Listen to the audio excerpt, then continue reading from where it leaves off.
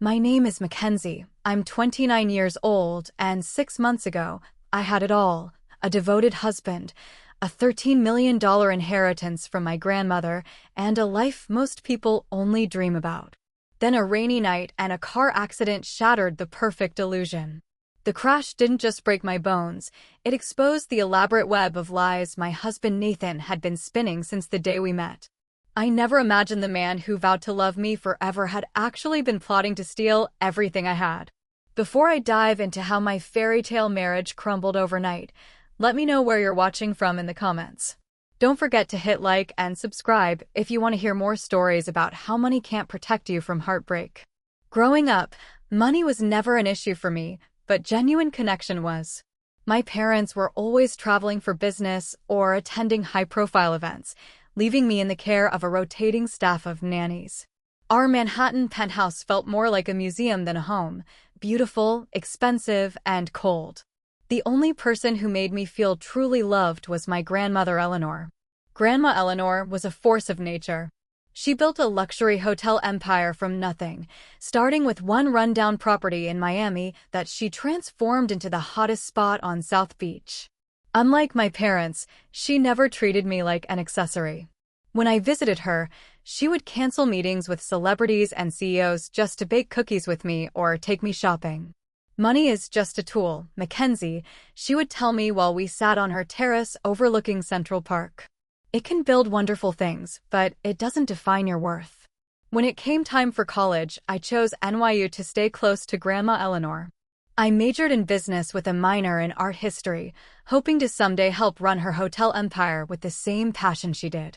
My college years were lonely too. Other students either wanted to befriend me for my family's connections or resented me for my privilege. I learned to keep people at arm's length. Everything changed the summer after graduation. I was attending a charity gala at the Metropolitan Museum of Art, an event my grandmother had helped organize. That's where I met Nathan. He was standing alone by a Georgia O'Keeffe painting, looking more captivated by the art than the wealthy crowd around him. Tall, with dark hair and the kind of smile that made his blue eyes crinkle at the corners, he stood out immediately. When he spoke about the painting's use of color and form, I was struck by his intelligence and genuine enthusiasm. "I'm a financial advisor," he told me when I asked about his work. "But art is my passion. I help my clients invest in beauty as well as stocks." What followed was a whirlwind romance. Nathan was everything I'd never found before. Attentive, kind, and seemingly uninterested in my family's wealth. On our third date, when I offered to pay for dinner at an exclusive restaurant, he insisted on taking me to a hole-in-the-wall pizza place instead. "I want to date you, Mackenzie," he said, "not your bank account." After 6 months of dating, Nathan proposed during a weekend trip to Grandma Eleanor's vineyard in Napa. He'd asked for her permission first, which touched me deeply. The ring was modest by my family's standards, a vintage emerald that had belonged to his grandmother, he claimed. "I know it's not as flashy as what you're used to," he said nervously. "But it has history and heart." I cried when I said yes. Finally, I had found someone who loved me for me. Our wedding at my family's Hampton estate was intimate by society standards, only 200 guests. Nathan charmed everyone, from my critical mother to Grandma Eleanor's old money friends. For our honeymoon, we spent 3 weeks in Bali, staying in a private villa overlooking the Indian Ocean. When we returned, we settled into our life in my Manhattan apartment.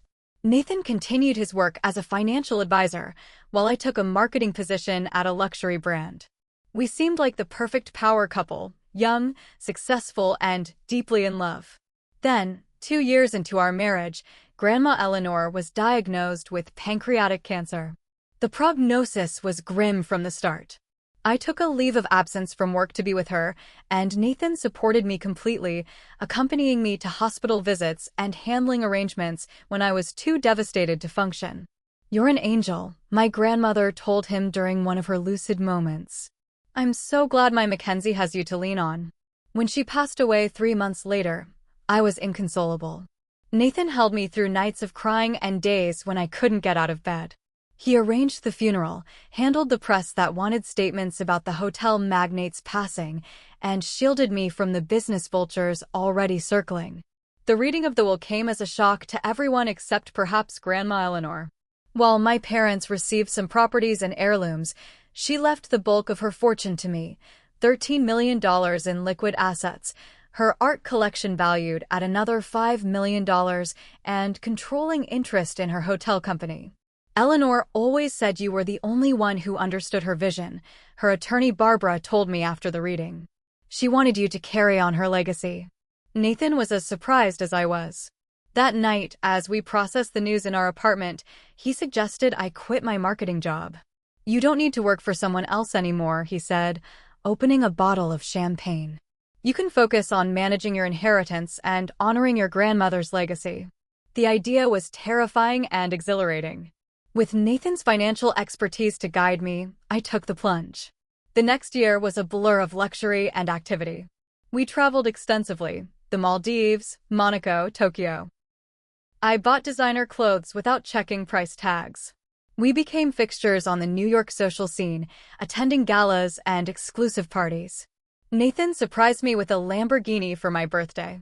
Life seemed perfect. Looking back, I should have noticed the red flags. How Nathan slowly took control of my schedule, suggesting I distance myself from college friends who were using me for my money. How he began to criticize my spending while increasing his own. How he would check my phone when he thought I wasn't looking. But grief and love had blinded me. When you're wearing rose-colored glasses, all the red flags just look like flags. The first real crack in our perfect life appeared about 6 months after I received my inheritance. Nathan began suggesting we move from Manhattan to Connecticut. Think about it, Mackenzie, he said one evening as we sat on our terrace overlooking the city lights. We could have actual grounds, space to breathe. The city is so chaotic, and you're still grieving. A change of scenery might help. I loved our Manhattan life, the energy, the accessibility, being close to my few remaining friends. Connecticut seemed so removed from everything. I don't know, Nathan. All my memories with Grandma Eleanor are here. Her main hotel, our favorite restaurants. He took my hand, his expression concerned.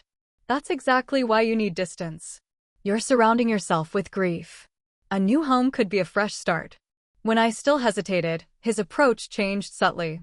I've been commuting 2 hours each way to meet with important clients in Greenwich, he said, a hint of frustration in his voice. I'm doing it for us, for our future. Don't you think you could compromise on this one thing? Put that way, I felt selfish for resisting.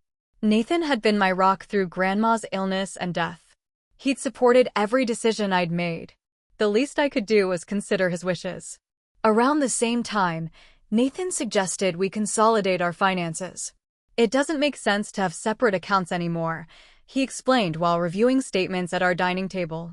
We're paying double the fees, and it's harder to track our net worth. With your inheritance, we should be strategic. Again, I felt uncomfortable. Grandma Eleanor had always emphasized financial independence. Keep your own money, even when you're married, she'd advised. It's not about trust, it's about self-respect. When I mentioned this to Nathan, his expression darkened. Do you not trust me? He asked quietly. After everything we've been through? Of course I trust you, I backpedaled. It's just something Grandma always said. Your grandmother grew up in a different era, Nathan said gently. She had to fight for everything. You don't. We're partners, Mackenzie. What's mine is yours and what's yours is mine. Isn't that what marriage means? Worn down by his logic and my own guilt, I agreed to joint accounts. Nathan hired a financial team he trusted to handle the transition, and I signed the papers they prepared without scrutinizing them closely. After all, Nathan was the financial expert. This was his world. Within 2 months, we'd purchased a sprawling colonial-style mansion in Greenwich, Connecticut. Set on 5 acres with a pool, tennis court, and 6-car garage, it was undeniably beautiful. But from the moment we moved in, I felt isolated. My Manhattan friends rarely made the trip to visit. The neighboring estates were owned by older couples or families with young children. My days stretched out endlessly while Nathan commuted to the city. You could redecorate, Nathan suggested when I mentioned my loneliness. The place could use your artistic touch. Sky's the limit on budget. So I threw myself into creating the perfect home, working with expensive designers and artisans. Nathan approved every choice enthusiastically, especially the ones that cost the most. Looking back, I realized he was keeping me busy and distracted. Nathan began working longer hours, often not returning until I was already asleep. Weekend business trips became frequent. When I questioned him, he'd remind me of how hard he was working to manage our growing fortune. "The hotel board is challenging your authority," he'd explain. "I'm fighting for your grandmother's legacy. That's why these meetings run so late." Then came the first real betrayal I couldn't ignore. While reviewing our quarterly financial statement, I noticed several large investments I didn't recognize: $300,000 in a tech startup, $500,000 in a restaurant group, $250,000 in a cryptocurrency venture. That evening, I confronted Nathan. "Why didn't you discuss these investments with me first?" He looked surprised, then smiled disarmingly. "I didn't want to bother you with the details. The opportunities came up suddenly, and I had to act fast. The tech startup has already doubled in value." "That's not the point," I insisted. "It's my inheritance. We should make these decisions together." Nathan's expression shifted, a flash of annoyance quickly masked with concern. "You're right. I'm sorry. I just get so excited about growing our wealth that I sometimes move too quickly." He pulled me into a hug. "I promise to consult you on all major investments going forward." His apology seemed sincere, and I wanted to believe him. That night, he suggested we start trying for a baby. "I think we're ready for the next chapter," he said, stroking my hair. "You'd be an amazing mother." The idea of creating a family in our empty mansion appealed to me. Maybe a child would fill the growing void I felt. We threw ourselves into the project with enthusiasm, transforming one of the bedrooms into a nursery even before I was pregnant. But after 6 months of trying, I wasn't conceiving. We consulted fertility specialists who suggested various treatments. The process was emotionally draining and physically uncomfortable. Throughout it all, Nathan became increasingly distant. He would skip important appointments due to unmissable meetings. When treatments failed, his disappointment seemed directed at me rather than our shared situation. "Maybe we should take a break from trying," he suggested after a particularly devastating failed IVF cycle. "The stress isn't good for either of us." I felt like I was failing at the one thing that might save our marriage. The happy, attentive man I had married was disappearing before my eyes, and I didn't know how to bring him back. The distance between Nathan and me continued to grow, along with my suspicions. One morning while paying bills, I noticed several large withdrawals from our joint account: $75,000, $120,000, $50,000, all within the same month. When I questioned Nathan that evening, he barely looked up from his laptop. "Investment opportunities. The market's been volatile, so I've been moving some assets around to protect us." "That's almost $250,000, I pressed.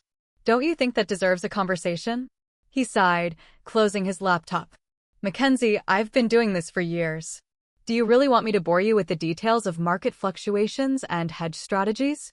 I thought you trusted me to handle this part of our lives." I did trust him, or at least I wanted to. But something felt off. My suspicions grew when my college friend Riley called me the following week. We hadn't spoken in months, another friendship that had withered since my move to Connecticut. "Mackenzie, I don't know how to say this," she began hesitantly. "But I saw Nathan last night at Mario with a woman. They looked intimate." My stomach dropped. "That's impossible. Nathan's in Chicago for a conference." "I'm sorry, but it was definitely him. They were in a corner booth, holding hands across the table. I have a photo if you want to see it." When the image came through, there was no denying it was Nathan, my husband, with his hand clasped around a beautiful blonde woman's. When Nathan returned 2 days later, I showed him the photo without comment. He didn't miss a beat. "That's Kayla, a client's daughter. She's going through a difficult divorce, and her father asked me to give her some financial advice over dinner." His expression darkened. "I'm disappointed that Riley would try to cause problems between us. She's always been jealous of what we have." "Jealous? Riley has been my friend since freshman year. And have you noticed how she only reaches out when there's drama to report?" Nathan countered. She's not happy in her own life, so she's trying to create problems in ours. His explanation was plausible enough that I wanted to believe it. And his assessment of Riley's motives planted a seed of doubt about my friend's intentions. After all, Riley was still living in a small apartment with roommates, working an entry-level publishing job, while I had everything. I distanced myself from Riley after that, ignoring her calls and texts. It was easier than confronting the possibility that my perfect life was built on lies. Then came the hotel receipts. While gathering clothes for dry cleaning, I found a receipt from the Liberty Hotel in Boston in Nathan's jacket pocket. The date showed he had stayed there 3 weeks ago, when he'd told me he was at a financial conference in Washington, D.C. When I confronted him, Nathan had an explanation ready. The D.C. conference was canceled last minute due to a speaker emergency. A client in Boston needed urgent help with a portfolio restructuring, so I went there instead. I forgot to mention the change because it was so hectic. It was becoming a pattern, suspicious evidence followed by plausible explanations that made me feel unreasonable for questioning him. The situation became more complicated when I received an email from Barbara, my grandmother's attorney.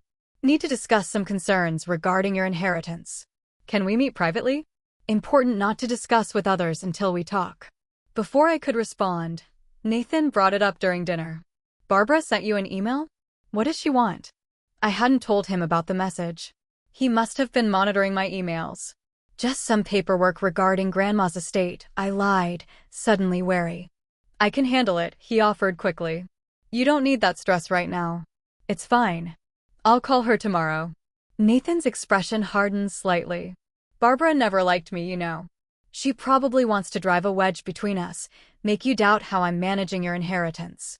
Why would she do that? She lost control of your grandmother's estate when it passed to you. Some people can't handle loss of power.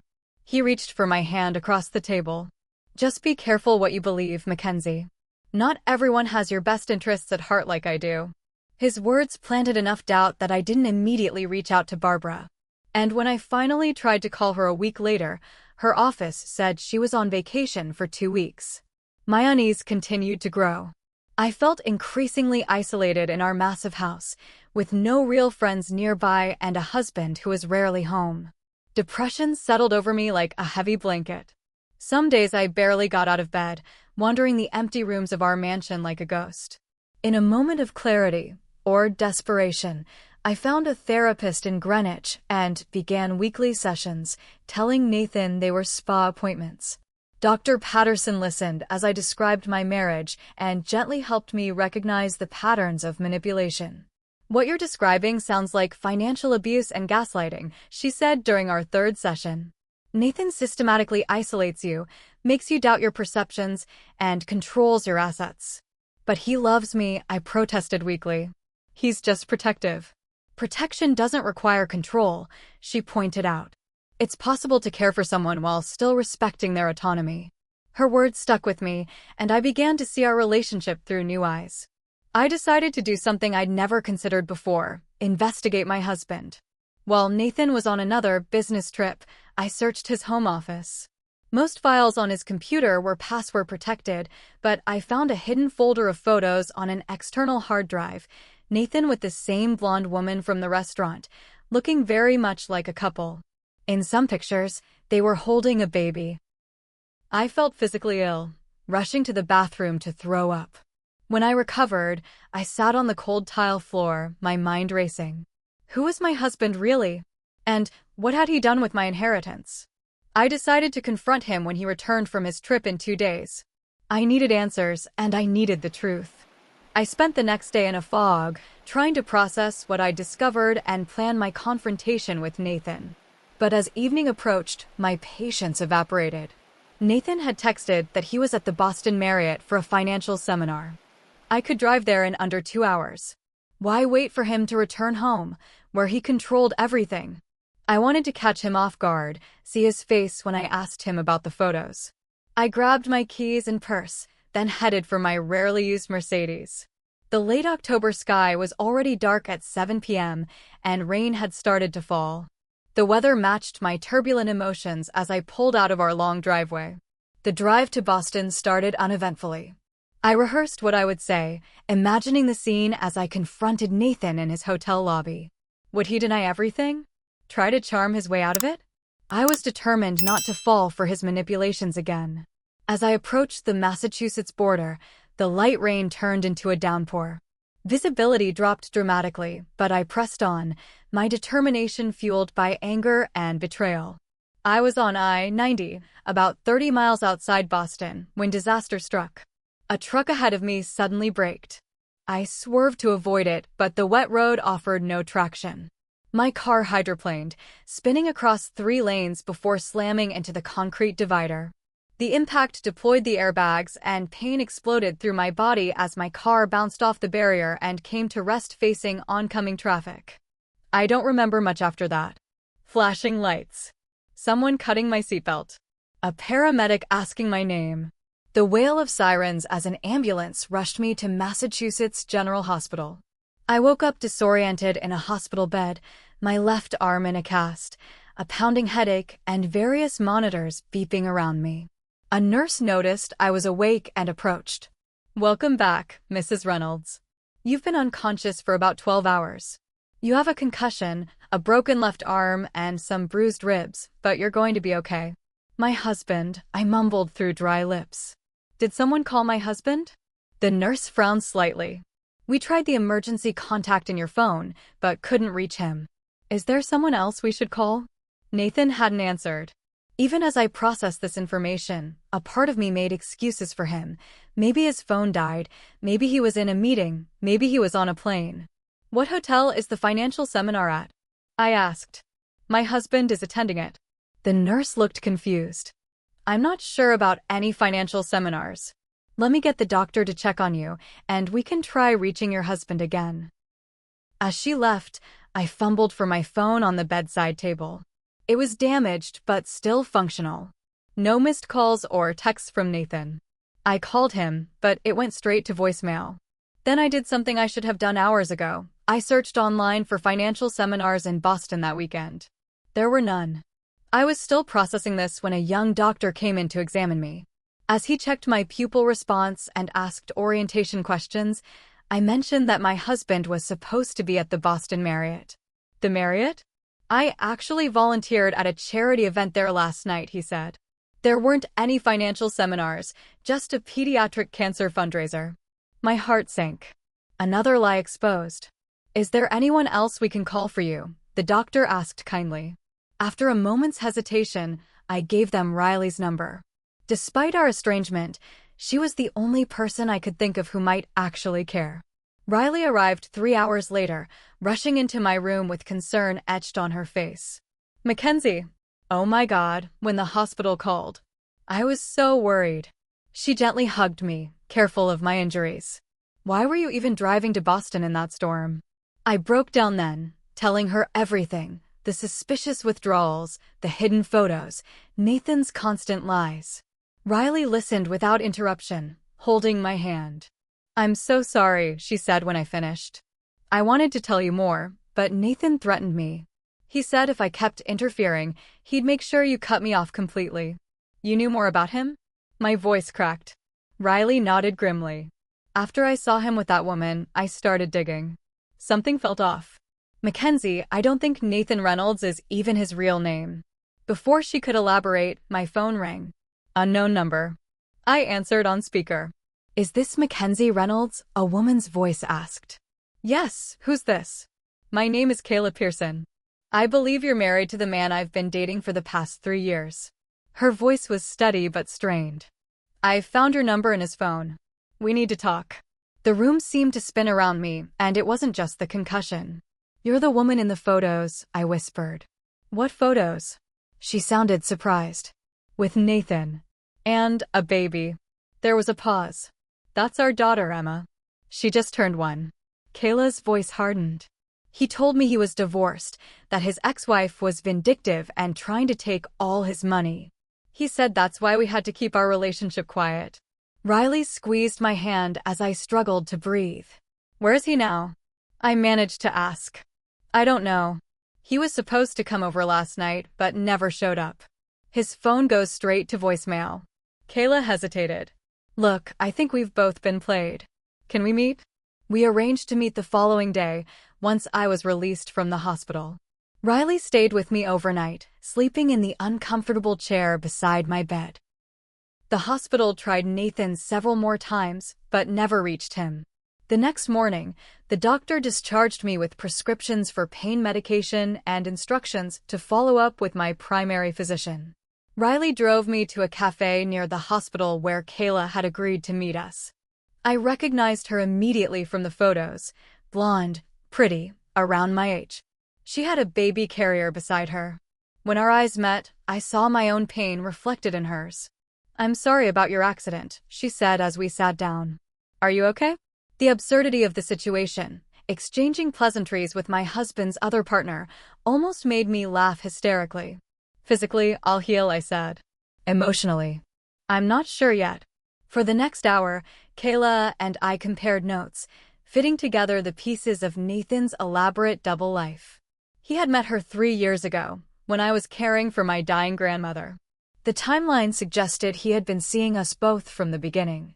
"He told me he was a widower when we met," Kayla said, bouncing baby Emma on her knee. "That his wife died of cancer." He was so convincing, so grief-stricken. I fell for it completely. "That was when my grandmother was dying of cancer," I said quietly. "He used my real grief to create a fictional backstory for you." As we continued talking, an even more disturbing picture emerged. Nathan had told Kayla he was a hedge fund manager handling exclusive clients. He had been steadily taking money from her too, not in the millions like me, but substantial amounts to invest in their future. "I gave him my entire inheritance from my father," she admitted. "About $200,000. He said he was going to use it as a down payment on a house for us in Vermont." While we were talking, Riley had been texting with a private investigator friend. She showed us her phone. My friend ran a quick background check. There's no record of a Nathan Reynolds with his birth date before about 5 years ago. He thinks it's a stolen or manufactured identity. My phone rang. Barbara, my grandmother's attorney, finally returning my call. I put her on speaker and quickly explained the situation. "I've been trying to reach you for months," Barbara said, her voice tight with concern. "I discovered some irregularities with the transfer of your inheritance. Several authorization forms had signatures that didn't match your previous documents. I suspected forgery." "What about the hotels?" I asked. "Nathan said he was managing my shares in Grandma's company." "Mackenzie, you don't have controlling shares anymore," Barbara said gently. "They were transferred to offshore companies about 8 months ago. I've been investigating, but the paper trail is complex.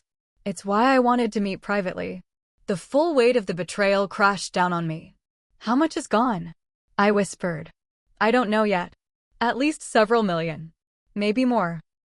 Riley drove me back to Connecticut that afternoon, with Kayla following in her car. We needed to see what else Nathan had taken. As we pulled into my driveway, I noticed something immediately. The house looked different. Empty spaces on the walls where valuable art had hung. Inside was worse. The most expensive pieces from my grandmother's collection were gone. The safe in the master bedroom stood open and empty. The jewelry and cash I kept there vanished. With shaking hands, I logged into our bank accounts. The main account that had held the bulk of my liquid inheritance showed a balance of $236,412, a fraction of the millions that should have been there. Transfers had been made to various investment accounts over the past year, most recently a wire transfer of $2.1 million just 2 days before my accident. "He knew," I said, my voice hollow. "He must have seen the search history on my computer or guessed I was onto him. That's why he ran." Kayla was exploring the house, Emma on her hip. "Mackenzie," she called from Nathan's office. "You should see this." She had found a hidden compartment in his desk containing multiple passports with Nathan's photo, but different names: Nathan Reynolds, Timothy Miller, James Cavendish, and others. Each had different birthdays and countries of issue. There were also blank checks from accounts I didn't recognize and several burner phones. "He's done this before," Riley said, examining the passports. "He's a professional con man." I sank into a chair, overwhelmed by the magnitude of the deception. The man I had loved, The life I thought I had, it was all a carefully constructed lie designed to separate me from my inheritance.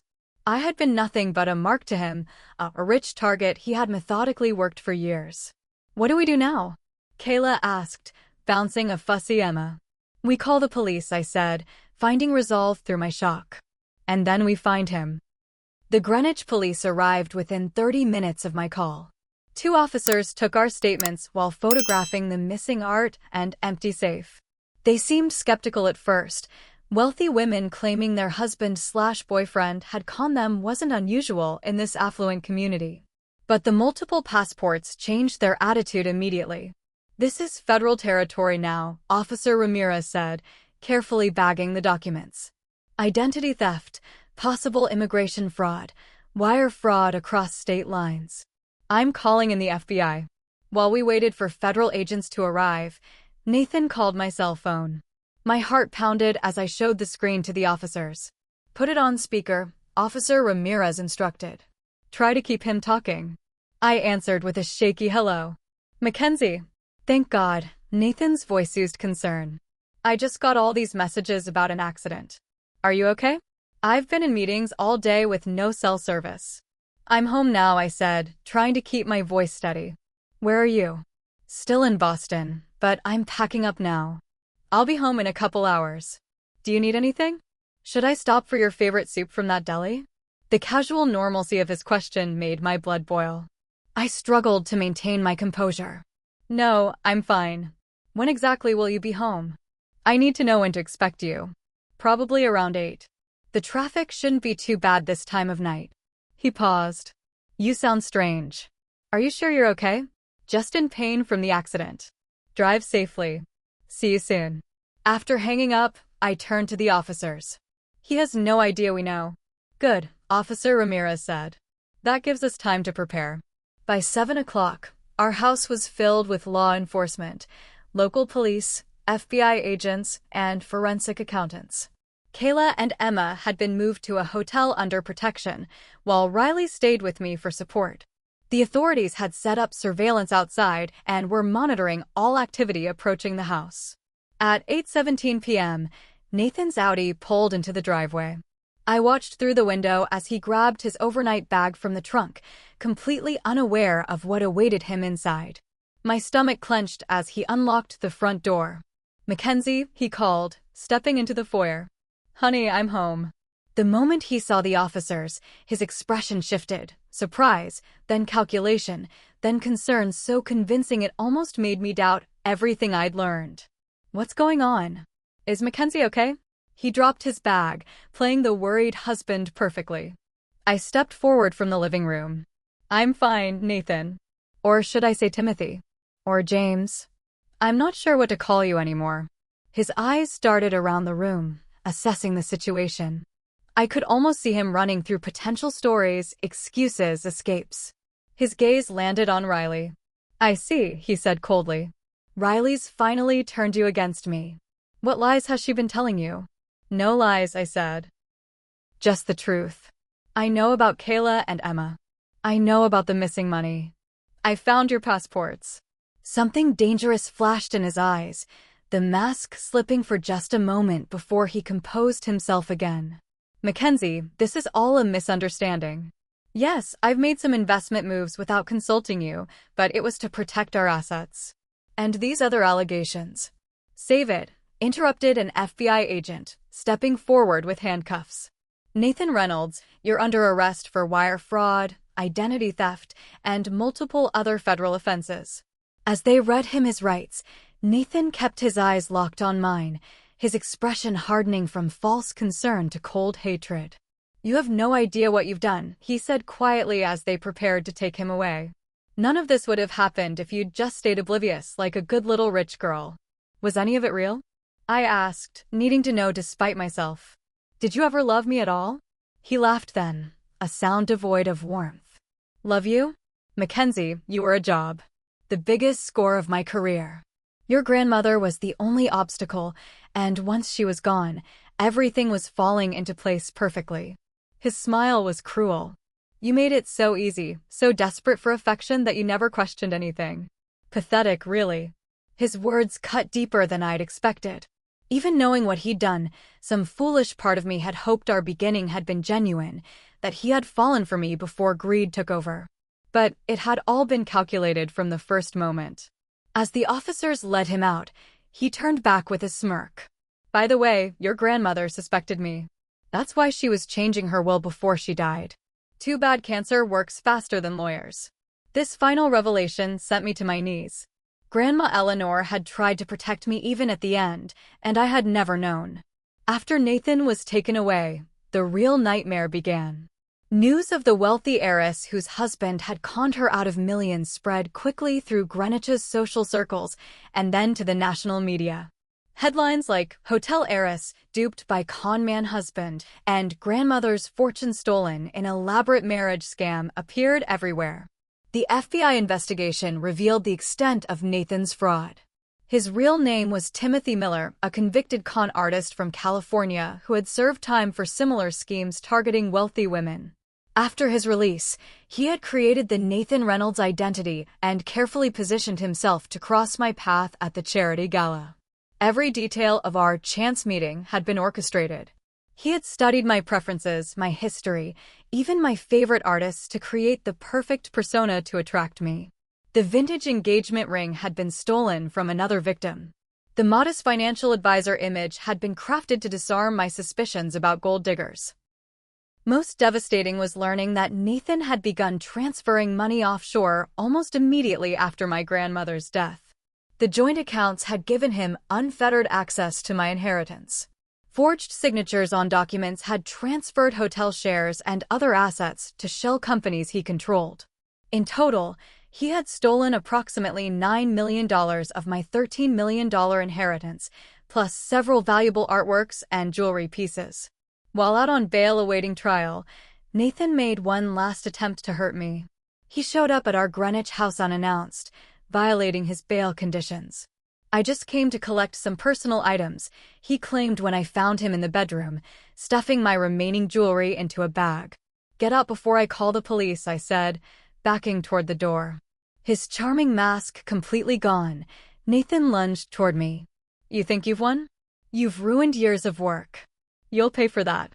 In the struggle that followed, he grabbed my injured arm, twisting it painfully as he pushed me against the wall. Through the pain, I managed to reach my phone and dial 911. When he realized what I'd done, Nathan's rage escalated. He slapped me hard across the face. "You're nothing without your money," he hissed. "And now you don't even have that." The security system I'd installed after his arrest captured the entire assault on video. When police arrived minutes later, they arrested Nathan for assault and violation of bail conditions. The video evidence ensured he remained in custody until trial. The media coverage intensified after the assault. My bruised face appeared on tabloid covers with sensationalist headlines. I became a cautionary tale, the foolish rich girl who had been thoroughly deceived. The public seemed to alternate between pitying and blaming me. Surely I should have known, should have seen the signs, should have been smarter with my inheritance. In the midst of this nightmare, an unexpected ally emerged. Barbara, my grandmother's attorney, became my fiercest advocate. She had assembled a team of forensic accountants and international lawyers to trace the stolen funds. She also revealed that my grandmother had indeed been changing her will before her death. Eleanor suspected something wasn't right with Nathan, Barbara explained during a meeting in her office. She couldn't put her finger on it, but her instincts were warning her. She was adding provisions to protect your inheritance from outside control. "Why didn't she tell me?" I asked, tears welling. "She was trying to gather evidence first. She didn't want to hurt you without proof." Barbara squeezed my hand. Eleanor was a shrewd businesswoman, Mackenzie. She started recording her conversations with Nathan when her suspicions grew. Barbara played a recording from 3 months before my grandmother's death. Nathan's voice was clearly recognizable. "Of course I'm committed to Mackenzie," he said smoothly. "But I worry about her handling such a large inheritance without guidance. She's not business-minded like you, Eleanor. She'll need someone to manage those assets, make investment decisions. I have the expertise to protect what you've built." My grandmother's frail voice responded, "And I suppose you'd be willing to take on that burden?" For Mackenzie's sake, Nathan replied. I only want what's best for her. Interesting, my grandmother said. Because my granddaughter graduated summa cum laude in business from NYU and has exceptional financial instincts. She's been managing a portion of my portfolio for 2 years with better returns than my professional advisors. So your concern seems misplaced. The recording ended. I sat in stunned silence, hearing my grandmother defending me from beyond the grave. She was gathering evidence, Barbara said. She just ran out of time. Knowing my grandmother had seen through Nathan's facade provided a small comfort in the darkest period of my life. Her faith in me became my anchor as I faced the humiliation of the legal proceedings and media circus that followed. The weeks following Nathan's arrest were the lowest point of my life. I barely left the Greenwich house, afraid to face the stares and whispers. My physical injuries from the car accident healed, but the emotional wounds felt irreparable. How could I have been so blind? So foolish? I replayed every moment of our relationship, seeing the manipulation that had been invisible to me before. What finally pulled me from this spiral of self-recrimination was a call from Kayla. After our initial meeting, we had maintained contact through the investigation, united by our shared victimization. I'm starting a support group, she told me, for women who've been targeted by con artists. Would you consider coming to our first meeting? My instinct was to refuse. The thought of discussing my humiliation with strangers was unbearable. But something in Kayla's voice, a determination I recognized from my grandmother, made me reconsider. I'll think about it, I promised. That same week, Barbara arrived at my house with a team of financial experts. We're going to get your money back, she announced, setting up laptops on my dining room table. And we're going to make sure Timothy Miller spends a very long time in prison. Barbara had assembled a formidable team, forensic accountants to trace the stolen funds, cybersecurity experts to follow digital trails, and attorneys specializing in asset recovery. For the first time since the nightmare began, I felt a spark of hope. The investigation revealed that Nathan, or Timothy, had been running similar schemes for years. After his release from California prison, he had targeted wealthy widows in Florida under the name James Cavendish, then moved to Chicago as Brian Winters. The FBI identified at least 5 previous victims besides Kayla and me. More shocking was the discovery that Kayla wasn't simply another victim. She had been an unwitting part of the con. Timothy had used her existence to explain his absences from our marriage, while telling her that business trips kept him away from their life together. The business conferences, where he claimed to be meeting clients, were actually time spent with the other woman in his double life. As for little Emma, DNA testing confirmed she was indeed Timothy's daughter. Kayla had been devastated to learn that her child was conceived as part of a long con, that even their family was part of his scheme. The most disturbing revelation came when investigators discovered a hidden laptop in a storage unit rented under one of Timothy's aliases. On it were detailed files about potential targets, wealthy women with few family connections, recent losses, or vulnerabilities that made them susceptible to his manipulation. My file was the most extensive, containing information about my childhood, my relationship with my grandmother, even notes about my favorite foods and books. He studied you like a predator studies prey, Riley said when I showed her the file. This wasn't opportunistic. It was methodical. The laptop also contained emails between Timothy and accomplices, including, to my shock, Kayla's best friend Melissa, who had introduced them. Melissa had been paid to engineer their chance meeting, just as Timothy had orchestrated our encounter at the charity gala. When I called Kayla with this news, her response surprised me. I already know, she said quietly.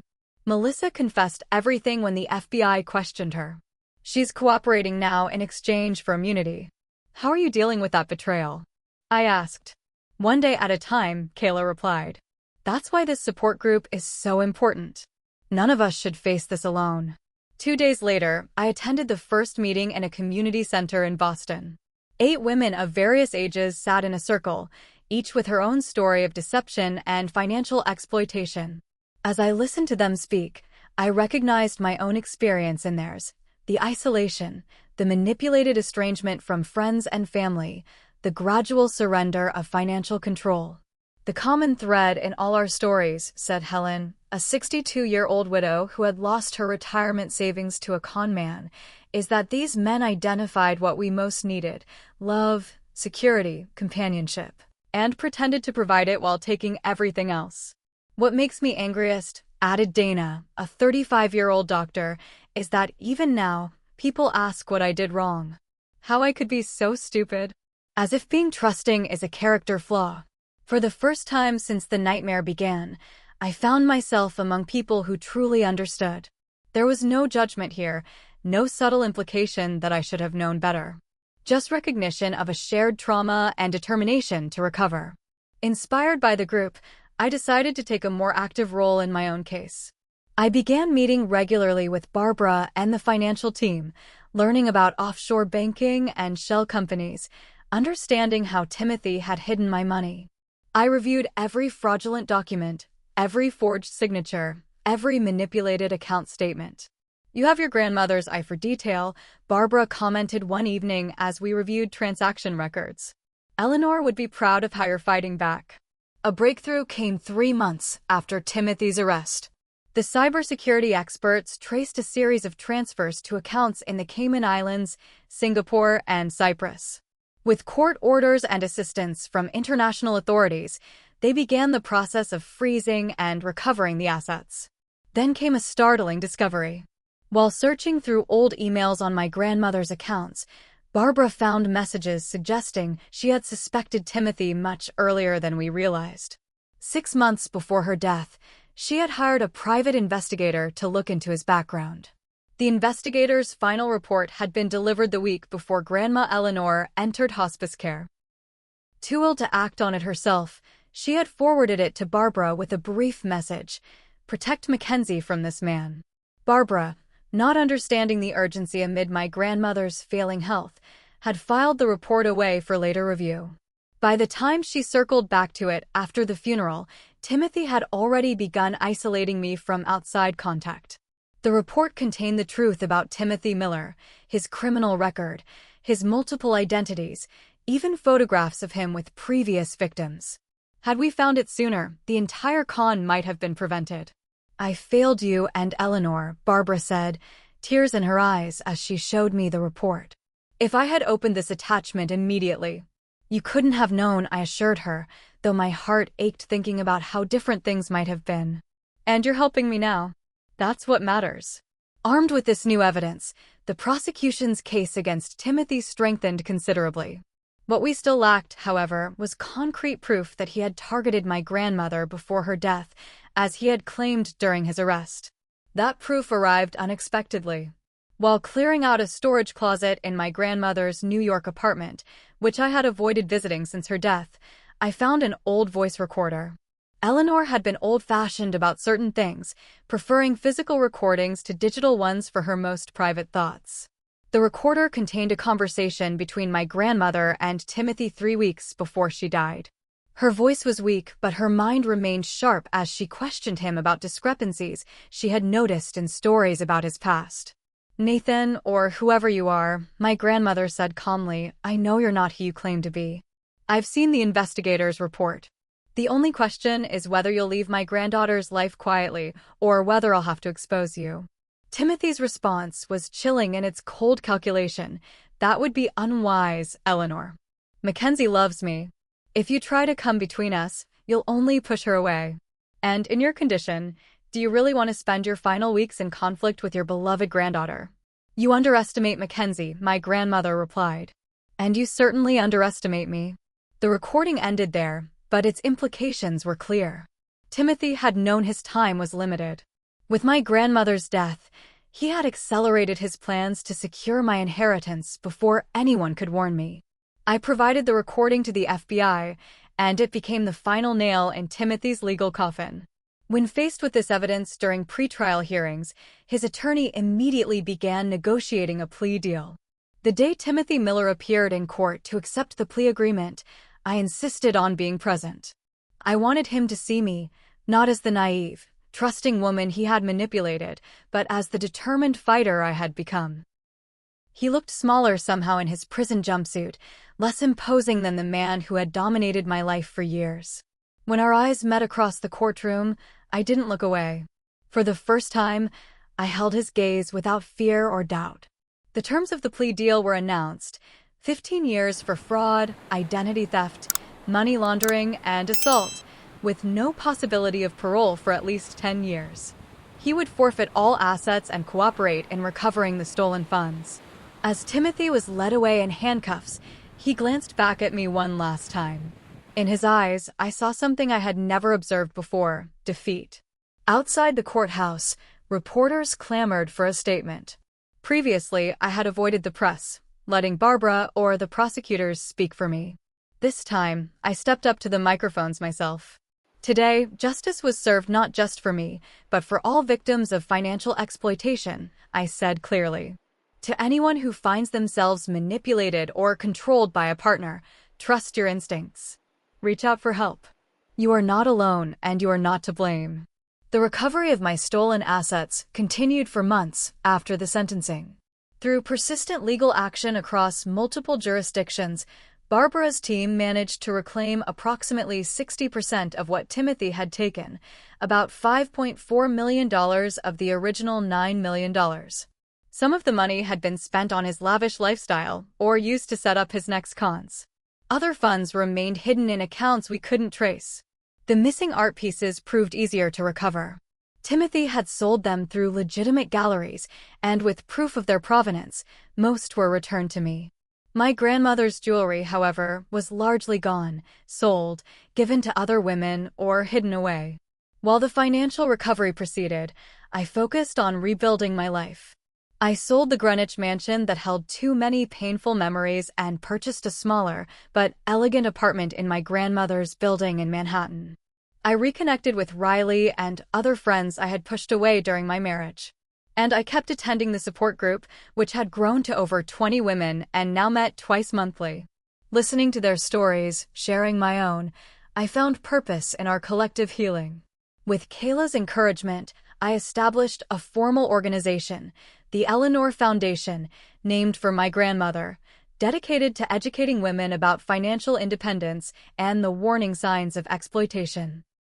1 year after Timothy Miller's sentencing, I stood before a room of 200 women at the Eleanor Foundation's first annual conference. The audience included financial professionals, social workers, therapists, law enforcement officers, and survivors of financial abuse. My grandmother once told me that money is just a tool, I began. It can build wonderful things, but it doesn't define your worth. What she didn't say, what perhaps she hoped I would never need to know, is that money can also make you a target. Looking out at the attentive faces, I continued, when I inherited $13 million, I thought I had security. What I actually had was a bullseye on my back. But losing that money taught me something invaluable: the difference between price and worth. Over the past year, the Eleanor Foundation had grown beyond my initial vision. What began as a small support group now offered financial literacy workshops, legal assistance for fraud victims, and a scholarship program for women pursuing degrees in finance and cybersecurity. The foundation's work had helped identify several other professional con artists operating with methods similar to Timothy's, leading to multiple arrests and prevented frauds. We had also lobbied successfully for stronger protections against financial exploitation in domestic partnerships. My personal healing had been slower but steady. Through continued therapy, I learned to recognize the warning signs I had missed: the isolation from friends and family, the gradual takeover of financial decisions, the subtle undermining of my confidence. I understood now how vulnerability had made me susceptible to Timothy's manipulation: the grief over my grandmother's death, my longing for connection, my inexperience with genuine love. Most importantly, I had learned to trust myself again. The woman who had blindly signed documents and accepted suspicious explanations was gone. In her place stood someone more cautious, but not closed off, wiser, but still open to possibility. Dating again had been terrifying at first. Every compliment seemed potentially calculated, every expression of interest suspect. But with time and the support of friends, I began cautiously meeting new people. I was transparent about my experience, using it as a filter, Anyone who couldn't understand my history or respect my boundaries wasn't worth my time. 6 months after the trial, I reconnected with Dr. James Brennan, a financial crimes investigator who had consulted on my case. Our professional relationship gradually evolved into friendship and eventually something more. Unlike Timothy's whirlwind courtship, this relationship developed slowly, built on mutual respect and absolute transparency. On the personal finance front, I had taken full control of my remaining inheritance and the recovered funds. Working with carefully vetted advisors, all recommended by Barbara and thoroughly background checked. I developed an investment strategy focused on long-term security rather than flashy returns. I also established a trust with ironclad protections against future exploitation. The most unexpected development in my recovery journey had been my relationship with Kayla and little Emma. Despite the painful circumstances of our connection, we had formed a genuine friendship. I became Auntie Mackenzie to Emma, who would never know the true nature of her father's crimes. After my speech at the conference, as attendees mingled during the reception, a young woman approached me hesitantly. "Ms. Reynolds? I just wanted to thank you. My sister is currently with someone who shows all the warning signs you described. After hearing your story, I finally have the words to talk to her about what I've been seeing." Conversations like this one made every painful step of my journey worthwhile. By sharing my humiliation and recovery, I was helping others avoid similar fates or find their way back from them. Later that evening, back in my apartment overlooking Central Park, the same view my grandmother had loved, I reflected on how far I'd come. The financial loss still stung, but it no longer defined me. I had reclaimed more than money. I had reclaimed my sense of self. On my desk sat a framed photo of Grandma Eleanor in her prime, standing proudly before her first hotel, determined and unstoppable. Beside it was the voice recorder that had captured her final act of protection. Though she hadn't lived to save me from Timothy's deception, her strength had ultimately helped me save myself. "You were right about everything, Grandma," I said to her image. "Especially about me being stronger than I knew." The journey from victim to survivor to advocate hadn't been easy or linear. There were still days when shame and self-doubt crept in, when I questioned how I could have been so thoroughly deceived. But those days grew fewer as I embraced the lessons of my experience. I had learned that true wealth lies in authentic connections, with friends like Riley who stand by you at your lowest, with unexpected allies like Kayla who emerge from shared trauma, with mentors like Barbara who fight for you when you can't fight for yourself. I had learned that vulnerability isn't weakness, but pretending to be invulnerable certainly is. By acknowledging my pain and mistakes openly, I had found strength I never knew I possessed. Most importantly, I had learned that while money can be stolen and hearts can be broken, no one can take your resilience unless you surrender it willingly. As I prepare to share my story with you today, I hope you'll take away this truth. Whatever has been taken from you, whether money, trust, or self-confidence, can be reclaimed. Not always in the same form, not without scars, but often with unexpected gifts woven into the recovery. If my story resonates with you or someone you care about, please share it. Your comment might be the lifeline someone needs to recognize their own situation. Hit subscribe if you want to hear more stories of resilience and recovery. And remember, in your darkest moments, that you are neither alone nor defined by what was taken from you. Like I did, you can rebuild, sometimes creating something even stronger than what was lost. Have you ever ignored red flags in a relationship because you wanted to believe in someone? Share your experience in the comments below and know that your story might help someone else recognize warning signs in their own life. Thank you for listening to my journey, and remember, trust your instincts. They're usually trying to protect you. Stay strong, stay vigilant, and know your true worth beyond any dollar amount.